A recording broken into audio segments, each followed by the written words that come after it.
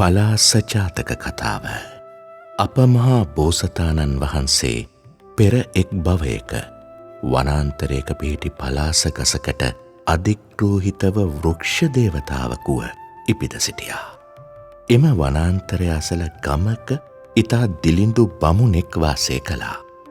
මේ බමුණ දිනපතාම වනාන්තරයට පැමිණ බෝසත් දේවතාව වැඩ සිටි පලාස ගස වටා තිබෙන කටුකොළ ඉවත් කර බිම සමතලා කර පිරිසුදු පැන් වත් කරමින් ඊටම සෙනෙහසින් ගසට උපස්ථාන කළා.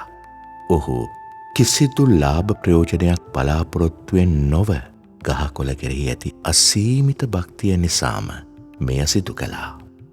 දිනක් එම වනාන්තරයේම සිටි තවත් දේවතාවෙක් බෝසත් වෘක්ෂ දේවතාවගෙන් මෙසේ ඇසුවා.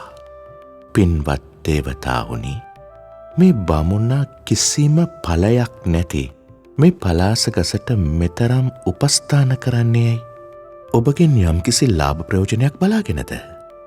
එවිට බෝසත් වෘක්ෂ දේවතාවා සිනහ මුසු මුහුණින් මෙසේ පිළිතුරු දුන්නා.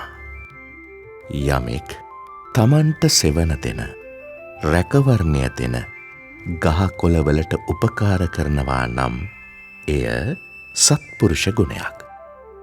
මොහු මා කෙරෙහි දක්වන මේ අවංක සෙනෙහසට පෙරලා උපකාර කිරීම මගේ යුතුයකමක්. පසුව බෝසත් දේවතාවා බමුණා ඉදිරියේ පෙනී සිට මෙසේ පැවසුවා. පින්වත් බමුණ, ඔබ කාලයක් තිස්සේ මේ ගසට දැක් වූ සත්කාරය පිළිබඳව මම ඊටමත් සතුටටපත් වුණා. ඔබ කළ කැපවීමට ප්‍රති උපකාරයක් ලෙස මේ ගස මුල පොළව හාරා බලන්න.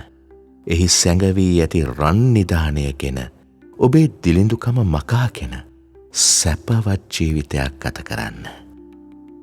බමුණා මහත් සතුටින් එම නිධානය ලබා ගත්තා. ගසට දැක් වූ ආදරය නිසාම ඔහුටත් ඔහුගේ පරපුරටත් කිසිදා නැති නොවන මහා වස්තුවක් හිමි වුණා.